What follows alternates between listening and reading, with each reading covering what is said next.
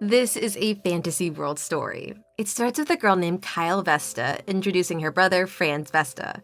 She got transferred to the world of a boy's love story, and her brother is the main character of the story. Therefore, every man in this world is in love with him. Her brother returns home from his academy after a while.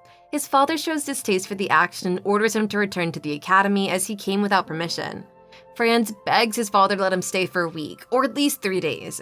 As Franz is pleading, the sister notices something on his wrist and asks him to take off his clothes. He resists a lot, but the servants take off his clothes forcefully. Everyone gets shocked seeing countless bruises on his body, seemingly because of physical violence. His father gets enraged and asks who dares touch his son.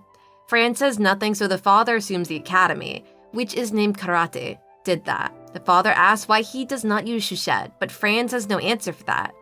Kyle recalls the plot of the story and decides to step forward, or else Franz will go back to the academy. Her family will suffer downfall and she will die.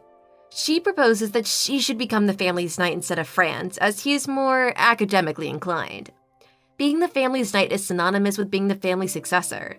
She further states that in the Order of Imperial Knights, all 3 of the Guardian Knights commanders were women, and from the Vesta house, hence, she can become one too. The father counters her by saying that only those who have trained since they were young can become knights, and Kyla has not done anything of the sort. Kyla demands Franz to tell her father that he clearly wants to become a knight or a scholar. Franz replies truthfully that he wants to become a scholar. Then Kyla declares confidently that she will go to karate instead of Franz now. Kyla requests Franz to give her shute in order for her to go to Cicero. Shushette and Cicero are their 2 Vesta heirlooms bound by blood to their owners and appear as symbols on their owner's wrist. The one who holds Cicero must never hold a sword, which is why Kyla wants to get it transferred to Franz. Their parents give up and decide to let them have their way. Their father performs the ritual of transferring Shushette to Kyla. Franz recites his part of the oath. The seal breaks and a sword appears in Franz's hands. Then her father asks Kyla to give her the hand in which she wants to seal Shushette. She extends a hand and he makes a cut on it. He asks Kyla to recite her oath, and so she does. The sword that was previously in Franz's hand goes to Kyla's hand and disappears, a cross symbol appearing there instead. Kyla kisses her hand and the sword comes out again. Kyla recalls the story's plot and thinks that her having Shushette is not that important. It is Franz having Cicero that can change the plot. While Shushette is a sword, Cicero is a shield that even the Spirit King himself cannot pierce. So Franz can protect himself now. With this, the course of the story has changed greatly. In a few days, Franz informs Kyla that her academy uniform has arrived. She spots a letter in his hand and asks where it's from. He tells her that it is from Rithouse.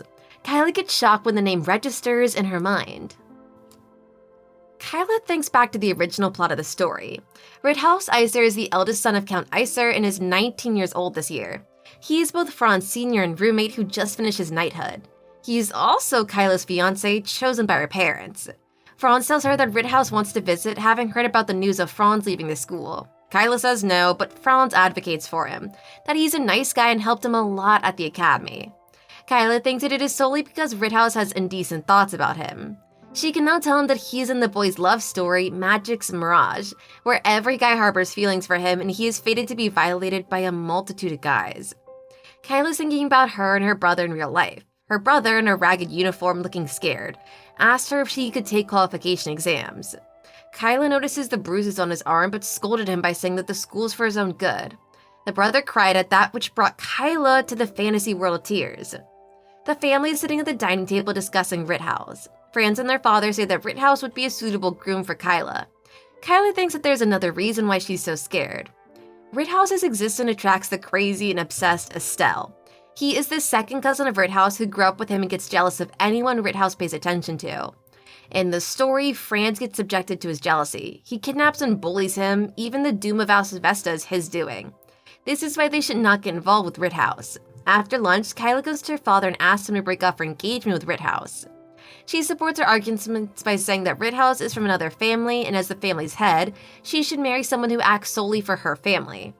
He refuses at first, but after continuous pestering for days, he yields. A girl with pink hair is sitting on a sofa, when Rithouse appears and refers to her as Estelle. The girl says that she told him not to call her that when they are alone, to which Rithouse says Estellier hesitantly. Then she informs him that he's received mail from his fiancée. Rithouse takes the mail from her and reads it as Estelle clings to his back. Rithouse gets surprised after reading the mail and informs Estelle that his fiancée is going to enroll in the academy and break off the engagement. Back to Kyla's side. Franz and her are in a training ground. Their father announces that the defense training is starting and orders Franz to bring Cicero out.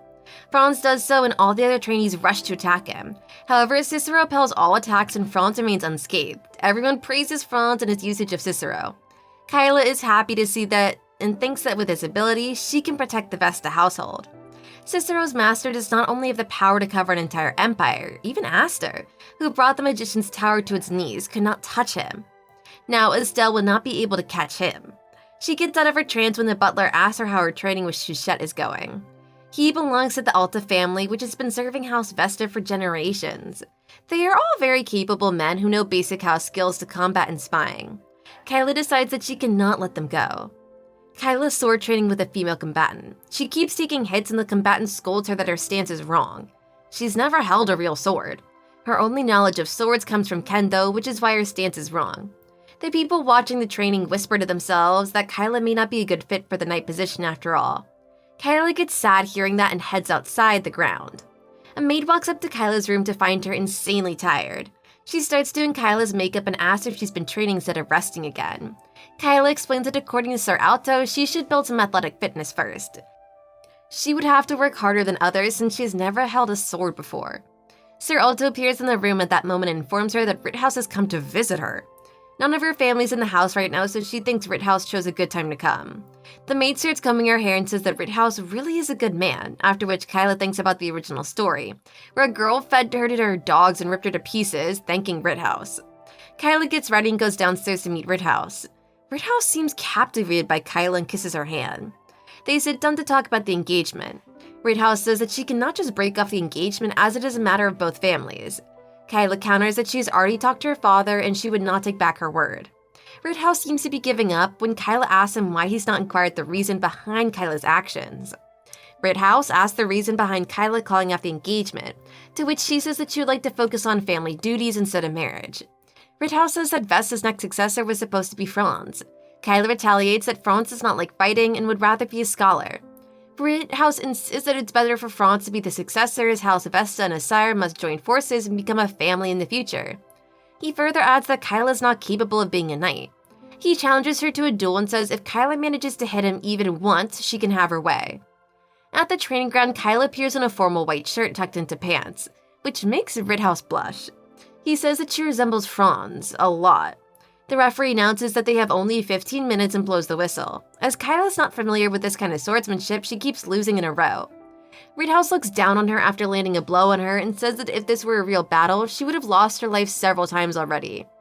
This gives Kyla an idea and she throws her sword to the ground and instead takes a heavier sword, which is held by both of her hands.